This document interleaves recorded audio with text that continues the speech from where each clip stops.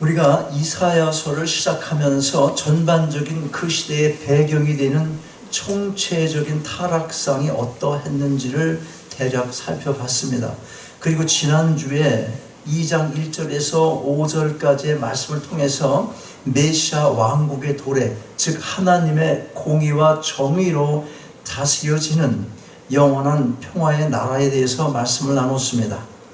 이제 오늘 본문이 시작되는 2장 6절부터 4장 1절까지는 남유다의 종교적 상황을 중심으로 하여 그 타락상을 지적하며 심판을 경고하는 내용을 기록하고 있습니다.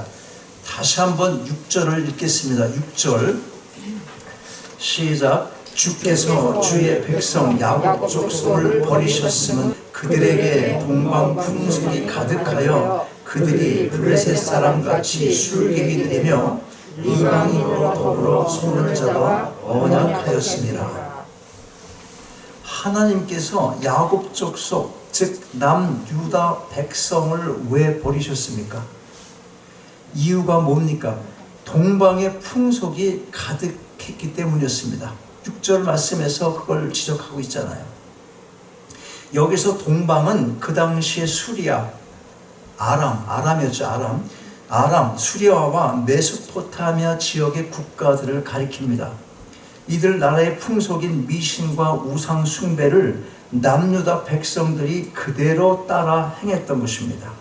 또한 백성을 지키기 위해 하나님을 의지하지 않고 그들과 손을 잡고 동맹을 맺는 등 비신앙적 삶을 살았던 것입니다. 당연히 우상 숭배가 만연할 수밖에 없습니다. 이사야서 57장 5절에 보면 이들의 우상 숭배의 제약상이 얼마나 깊은지를 알 수가 있습니다. 거기를 보면 너희가 상수리 나무 사이 모든 푸른 나무 아래서 음욕을 피우며 골짜기 가운데 바위 틈에서 자녀를 죽이는도다. 상수리 나무 아래서 음란한 짓을 하며 제사를 드리는 아세라 신 숭배와 자녀를 인신 공양으로 바치는 데사 곧 몰록신 숭배를 지적하십니다. 이처럼 잔인하고 미신적인 숭배는 종교의 가장 극단적인 형태로 인간의 탐욕에서 비롯된 것입니다. 이것은 거짓의 아비 사탄이 뿌려놓은 덫입니다. 57장 3절에서 하나님은 그들을 가리켜 무녀의 자식, 간음자와 음녀의 씨다 이렇게 말씀하십니다. 그 우상 숭배에 빠진 자를 문자 그대로 무녀의 자식, 무녀가 뭐예요? 무당 얘기하는 거잖아요. 무당. 남자는 박수라고 그래. 박수. 어쨌든 이 문자 그대로 무녀의 자식이라고 하시고 하나님의 언약을 버리고 다른 신들을 섬기는 그들을 간음자와 음녀의 씨라고 부르시는 것입니다. 계속해서 57장 6절 중반 이후를 보면 하나님께서 이렇게 말씀하십니다. 너희가 전제와 예물을 그것들에게 드리니 내가 어찌 이를 용인하겠느냐. 하나님께서 남유다 백성을 버린 이유를 분명하게 말씀해 주십니다. 여러분, 그때나 지금이나 하나님께서는 우상 숭배를 가장 싫어하십니다. 하나님으로부터 등을 돌리고 다른 것에 마음을 빼앗기고 있는 그 모습이 싫으신 것입니다. 10계명 중 첫째 계명이 바로 이 우상 숭배를 금지하는 내용입니다. 너는 나 외에 다른 신들을 내게 있게 말지니라. 하나님께서 홀로 영광 받으시기를 원하시는 것은 피조물에 대한 창조주의 당연한 권리인 것입니다. 여기서 우리가 알 것이 있습니다. 아주 중요합니다. 하나님께서 자신 외에 다른 신들을 언급하신 것은 실제로 하나님과 겨룰 만한 어떤 신이 존재하기 때문에 하신 말씀이 아니라는 것입니다. 하나님은 홀로 한 분이십니다. 그러면 다른 신들을 내게 있게 말지니라 이렇게 말씀하셨을 때 그 신이란 무엇을 가리키는 것입니까? 여러분들 그런 의문 안 생깁니까? 아니 하나님 한 분밖에 없다 그러면서 자꾸 다른 신을 내게 두지 말라, 섬기지 말라 뭐 이런 말을 하는데 왜 그러나 이거예요. 어차피 없는 신인데. 자, 이것은요 인간이 만들어낸 것입니다. 자신의 탐욕스러운 욕망을 채우기 위해서 눈에 보이는 어떤 신의 형상을 만들어 놓고 그걸 섬기는 것입니다. 인간은 누구나 눈에 보이는 것을 찾으려는 본성을 가지고 있습니다. 그래서 끊임없이 여러 신을 만들어 놓고 자신이 원하고 있는 것에 잘 어울리는 신의 이름을 붙이는 것입니다. 바울이 2차 전도 여행 중에 아덴에 들렸을 때 온 성에 우상이 가득한 것을 보게 되었습니다. 그걸 보고 분한 마음으로 많은 사람들과 변론을 했습니다. 그때 아레오바고라고 하는 장소에서 이런 말을 합니다. 아덴 사람아, 너희를 보니 범사의 종교성이 많도다. 내가 두루다니며 너희의 위하는 것을 보다가 알지 못하는 신에게라고 새긴 단도 보았으니 그런즉 너희가 알지 못하고 위하는 그것을 너희에게 알게 하리라. 우상이 얼마나 많았든지 우상마다 계속해서 이름을 붙여나가다가 더 이상 이름이 생각이 나지 않았던지 어떤 우상에겐 알지 못하는 신에게라고 새겨놓은 것입니다. 며칠 전에 인도 사람이 매니저를 하고 있는 식당을 갔다가 마침 그 매니저와 대화를 하게 됐습니다. 잠깐 이런저런 얘기하다가 평상시에 궁금했던 질문을 해봤어요. 인도 사람들이 많은 신을 섬기고 있다고 그렇게 하지 않습니까? 그래서 도대체 얼마나 많은 신이 있는지 그걸 물은 거예요. 당신 나라에는 얼마나 많은 신이 있습니까? 물었어요. 그랬더니 뭐라고 대답했겠어요, 이 사람이? 뭐라고 그랬겠습니까? 대답을 할 수 없다고 그럽니다. 왜? 왜 없어? 너무 많으니까. 그리고 그런 질문을 하는 너가 이상한 사람이야. 꼭 그렇게 나한테 말하는 표정이에요. 얼마나 신이 많은지 모르겠다는 거예요. 실수가 없다는 겁니다. 그런데 우리나라는 어떻습니까? 마찬가지예요. 무속인들이, 무당들, 박수들이 이제 신을 좀 받아야 되잖아. 그래서 이제 그런 영성 부흥 운동을 가는 데가 어디냐면 계룡산이라고, 계룡산. 한국의 계룡산. 그들에 의하면 그 산에 존재하는 신의 종류가 얼마나 많은지 몰라요.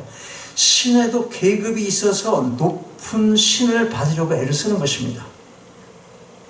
이게 다 사탄의 전략입니다. 마치 손으로 만든 그 우상이 정말 무엇인가를 도울 수 있는 것처럼 계속 사람들을 속이면서 자신의 영역을 확장시키는 것입니다. 잘 들어보세요. 사탄이 누굽니까? 사탄. 원래 하나님의 피조물이었던 천사입니다. 하나님의 피조물인 천사였습니다. 그가 하나님을 대적하고 이 땅에 내려와서 자신이 부리는 졸개들, 타락한 천사들을 시켜서 온갖 짓을 다 하고 있는 것입니다. 인간보다는 능력이 있으니까 무슨 짓을 못하겠습니까? 우리보다 나으니까 지난 과거는 잘 맞춰요. 근데 앞일은 누구만 알아? 앞일은 하나님만 아시는 거예요. 앞일을 몰라요. 그러니까 전혀 무시할 수는 없어요. 무당을, 박수를 무시할 수는 없어요. 왜냐하면 사탄의 졸개들이 그 장난을 치고 있으니까 그런 게 존재하는데 그게 신이라고 말하지만 신이라기보다는 사탄의 졸개들인데 하나님과 대등한 그런 신의 개념이 아니라 하나님의 피조물로 창조되었던 천사가 타락한 것을 우리가 그렇게 말하는 거예요. 그러니까 하나님은 창조주고 이 천사는 누구야? 피조물이잖아. 능력이 없는 거예요. 속지 말라는 거예요. 그런 의미에서 하나님은 한 분뿐이시다. 그렇게 우리가 인정하고 그렇게 믿는 것입니다. 그러면 우리는 우상을 어떻게 이해를 해야 합니까? 8절 보겠습니다. 8절. 그 땅에는 우상도 가득하므로 그들이 자기 손으로 짓고 자기 손가락으로 만든 것을 공경하여. 자, 그 땅에 우상이 가득합니다. 그런데 그 우상이 어떻게 생겨났습니까? 사람이 만들었습니다. 손으로 짓고 손가락으로 만든 것입니다. 그리고 그걸 섬기는 거예요. 얼마나 한심합니까? 그러면 왜 이런 우상을 만들고 그걸 섬깁니까? 여러분, 누군가 옆에 사람이, 우리 가정에서 누군가가 뭘 막 흙으로 만들더니 자기 책상 위에 세워놓고 맨날부터 절을 하고 있어. 그러면 여러분, 이 사람 이상하지 않나? 한번 진단 받아보고 싶은 그런 병원에 데리고 가고 싶은 생각이 안 들겠습니까? 그러면 왜 이런 우상을 만들고 그걸 섬깁니까? 사도 바울은 우상에 대해서 로마서 1장 21절 이하에서 이렇게 말합니다. 하나님을 알되 하나님을 영화롭게도 아니하며 감사치도 아니하고 오히려 그 생각이 허망하여지며 미련한 마음이 어두워졌나니 스스로 지혜 있다 하나 우준하게 되어 썩어지지 아니하는 하나님의 영광을 썩어질 사람과 금수와 버러지 형상의 우상으로 바꾸었느니라. 정상적인 사람이 자기가 만들어 놓은 우상에 제물을 바치며 그걸 숭배할 수 있겠습니까? 허망한 생각으로 마음이 어두워지니 그 짓을 합니다. 사탄의 미혹에 넘어간 거예요. 무슨 생각하십니까? 생각을 잘 하셔야 됩니다. 허망한 생각이 무엇이었어요? 허망한 생각.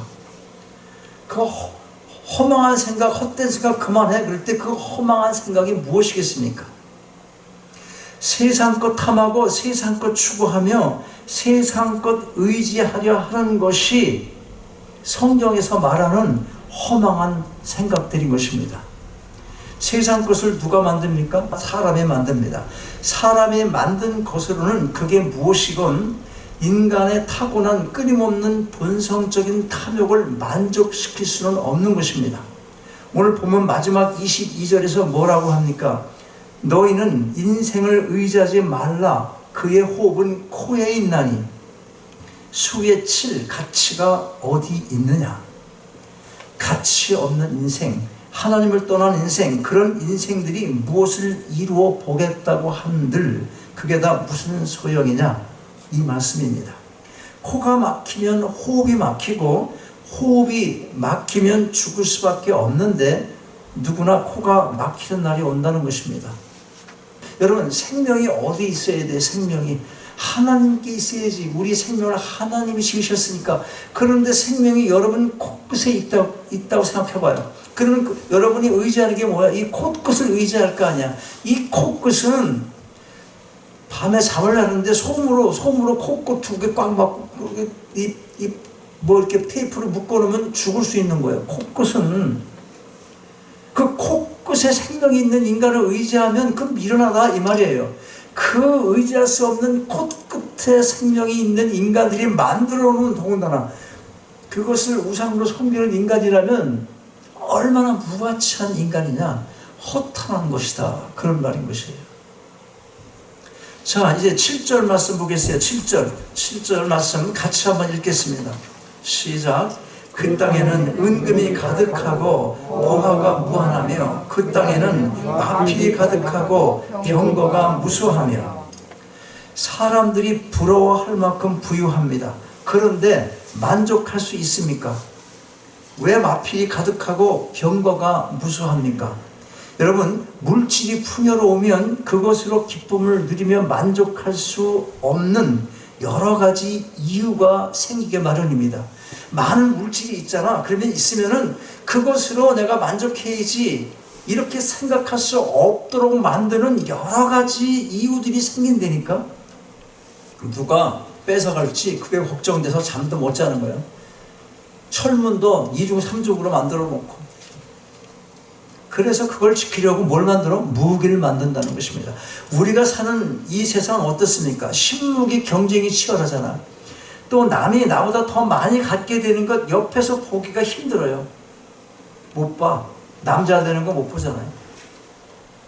그러니 어떻게 하든지 더 가져야 하는 것입니다. 나라는 나라대로, 개인은 개인대로 서로가 그러니까 아무리 많이 가졌으면 뭐합니까? 구하던 것 얻었으면 감사하면서 그것 즐기며 만족할 줄 알아야 되는데 끝이 없습니다. 모아놓을 돈이나 좀 있어봤으면 좋겠습니다. 그런 설교는 우리 교인들에게는 안 맞습니다. 여러분 그런 생각하세요 혹시?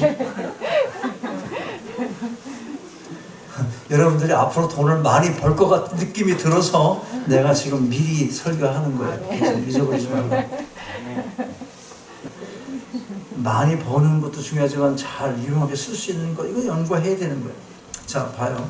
구하는 것 얻었으면 감사하며 이제 그거 즐기며 만족할 줄 알아야 되는데 끝이 없어요. 조금만 더 이러고 삽니다. 그게 만족을 모르는 인간의 탐욕인 것입니다. 그러나 여러분, 하나님을 떠난 인생이 끊임없는 탐욕을 채우려 무엇을 얻고자 하지만 이 세상엔 만족할 만한 쾌락도 없고 만족할 만한 명예도 없고 만족할 만한 물질도 없습니다. 욕심이 끝이 없기 때문에 그렇습니다. 그럼에도 불구하고 이 시대에 있어서는 그것이 바로 우상이 되어 있는 것입니다. 그게 왜 우상이 됩니까? 그것 지키려고 아니면 좀 더 가지려고 하나님께 등을 돌리기 때문에 그런 것입니다. 지난번 설교에서 뭐라고 그랬어요? 등 돌리는 것, 하나님보다 더 가치 있고 하나님보다 더 자기 인생에서 중요하다고 느끼는 것에 마음을 뺏기면 그것을 하나님은 자신에게서 등을 돌리는 것으로 취급하신다. 그게 바로 우상 숭배다. 그걸 말씀드렸어요. 성경에서 우리에게 지속적으로 말씀하고 있는 가장 중요한 메시지 중 하나가 세상 것 사랑하고 그것 탐하지 말라는 말씀입니다.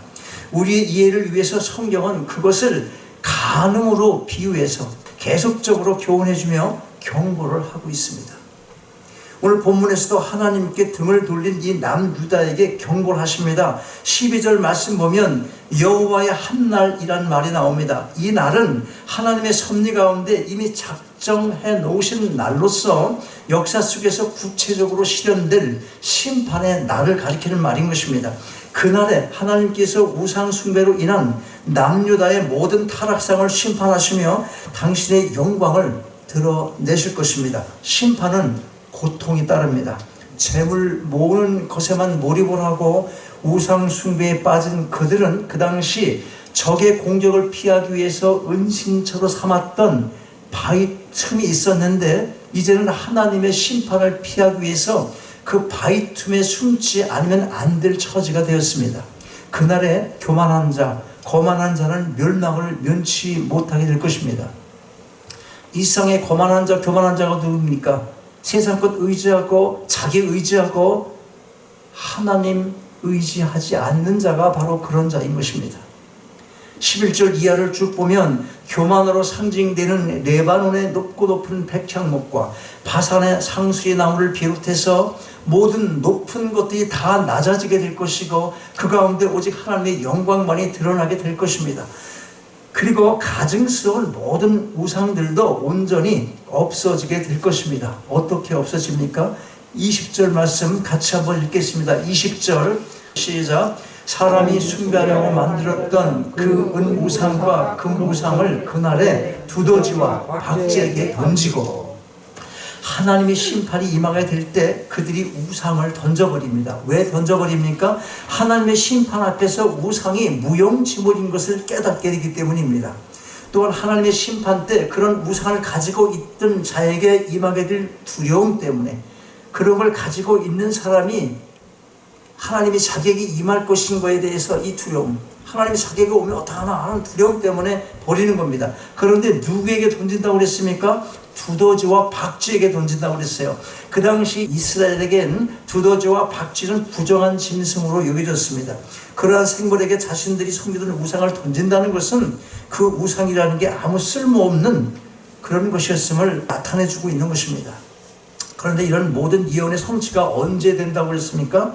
여호와의 날입니다. 1차적으로 이 예언은 이미 남유다가 바벨론에 의해서 멸망됐을 때 그 당시에 이미 이루어졌습니다. 그러나 신약을 사는 우리에게는 앞으로 오게 될 여호와의 날인 것입니다. 그러므로 우리가 남유다 백성도 아니고 또 이미 이루어진 예언인데 뭘 그렇게 걱정할까? 그렇게 생각하고 있으면 안 된다는 거예요. 이런 생각하면서 느슨한 신앙생활을 할 수가 없는 것입니다. 예언은 이중적이라고 말씀했잖아요. 우리 앞에 여호와의 날이 임하게 될 것입니다. 마지막 날입니다. 여러분, 우상의 그 무가치함은 빨리 깨달을수록 좋은 것입니다. 우상에게 인생의 목적을 걸 수 없다는 것입니다. 사실 우상이라는 말의 원래 의미가 뭐냐면 문자적으로 허탄한 것, 또 아무것도 아닌 것이라는 뜻을 가지고 있습니다. 그리고 성경은 이 세상의 모든 것이 헛된 것임을 일관성 있게 교훈합니다. 무슨 말입니까? 탐욕, 쾌락, 명예, 권력, 물질 등 이 시대의 인생들이 끊임없이 추구하는 모든 것들이 다 헛되고 헛된 우상이라는 말인 것입니다. 여러분, 결코 만족할 수 없는 이 세상 것들에 마음을 빼앗기지 않으려면 먼저 인생이 어떤 존재인지를 알아야 할 것입니다. 모든 인생의 가치가 어디 있습니까?